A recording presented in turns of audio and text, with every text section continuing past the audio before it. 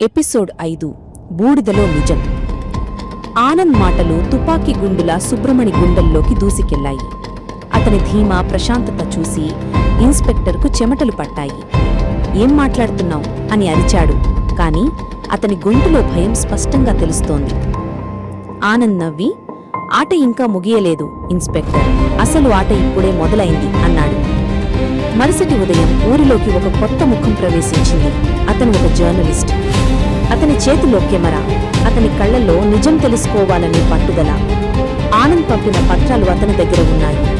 అతను ఊరి ప్రజలతో మాట్లాడడం మొదలుపెట్టాడు. మొదట భయపడినా ఒకరి తర్వాత ఒకరుగా ప్రజలు తమ గొంతు విప్పడం మొదలుపెట్టారు. కొద్ది గంటల్లోనే ఆ వార్త దావానలంలా వ్యాపించింది. వార్తాపత్రికలు, రేడియోలు ఊరి అక్రమాల గురించి ఘోషించాయి. ముసుగు వేసిన నేల, అనాథల భూములను కాజేసిన రాజకీయ రాక్షసుడు అనే శీర్షికలతో కథనాలు వెల్లువెత్తాయి. రాజు, సుబ్రమణిల బండారం బయటపడింది. ఉన్నతాధికారులు రంగంలోకి దిగారు. ఇన్స్పెక్టర్ సుబ్రమణిని సస్పెండ్ చేసి అరెస్టు చేశారు. అతని యూనిఫామ్, అతని అహంకారం అన్నీ మట్టిలో కలిసిపోయాయి. ఒకప్పుడు ఊరిని శాసించినవాడు ఇప్పుడు తలదించుకుని నిలబడ్డాడు. రాజు పారిపోవడానికి ప్రయత్నించాడు. కాని ఊరి ప్రజలు అతన్ని చుట్టుముట్టారు. వారి కళ్లలో ఇప్పుడు భయం లేదు, కేవలం నిశ్శబ్దమైన తీర్పు ఉంది. వారి చూపులకి అతను బందీ అయ్యాడు. పోలీసులు వచ్చి అతన్ని అరెస్టు చేశారు.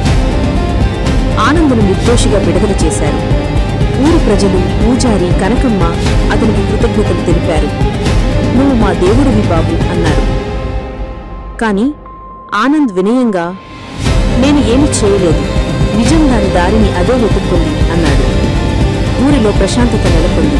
అనాథ పిల్లలకు వారి భూములు తిరిగి దక్కాయి. తన పని పూర్తయిందని ఆనంద్ భావించాడు. అతను తన సంచి సర్దుకుని ఊరు విడిచి వెళ్లడానికి సిద్ధమయ్యాడు.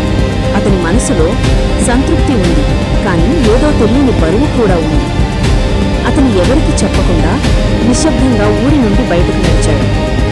సూర్యుడు అస్తమిస్తున్నాడు. అతని నీడ పొడవుగా సాగుతోంది. అతను వెనుదిరిగి చూడలేదు. ఆ మట్టితో అతని ప్రయాణం ముగిసింది. కాలం గడిచింది. ఊరు ప్రశాంతంగా ఉంది. మల్లిక చనిపోయినా ఆ బావి ఇప్పుడు నిశ్శబ్దంగా, పాడుబడినట్లుగా ఉంది. దాని దగ్గరకు ఎవరూ వెళ్లరు. అంతా ముగిసిపోయిందని అందరూ అనుకున్నారు. కాని ఆ బావి లోతుల్లో నీటి అడుగున ఒక పాత బట్టల బొమ్మ మునిగి ఉంది. దాని కళ్ళు నీటిలోంచి పైకి చూస్తున్నట్లున్నాయి. మట్టిలో కలిసిపోయిన మాటలకు ఆ బొమ్మ ఒక మూగ సాక్షి. ఆ ముసుగు వేసిన నేల తన రహస్యాలను అంత తేలికగా వదలదు.